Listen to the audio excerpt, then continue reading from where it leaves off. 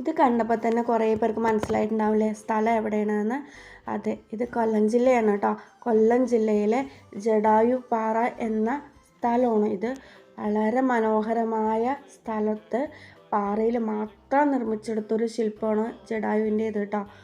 പണ്ട് രാവണൻ സീതാദേവിയെ തട്ടിക്കൊണ്ടുപോയ സമയത്ത് ശ്രീരാമൻ സീതാദേവിയെ ഒരുപാട് അന്വേഷിച്ച് നടന്നിരുന്നു.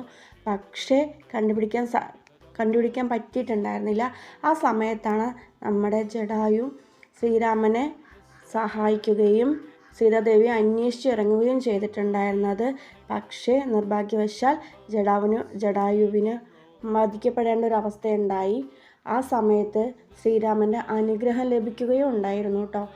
ആ സ്ഥലത്താണ് പിന്നീട് ജടായുപ്പാറ എന്ന നാമത്തോടെ അറിയപ്പെടാൻ തുടങ്ങിയത്. പൂർണ്ണമായിട്ടും കല്ലിലും പാറയിലും മാത്രം കൊത്തിയെടുത്തൊരു ശില്പമാണ് പാറയുടേത്. അടിപൊളി, വളരെ ഭംഗിയായി കൊത്തിയെടുത്ത വർണ്ണമനോഹരമായൊരു പ്രകൃതി സ്ഥലത്തുള്ള പാറയാണ് ജടായുപ്പാറ.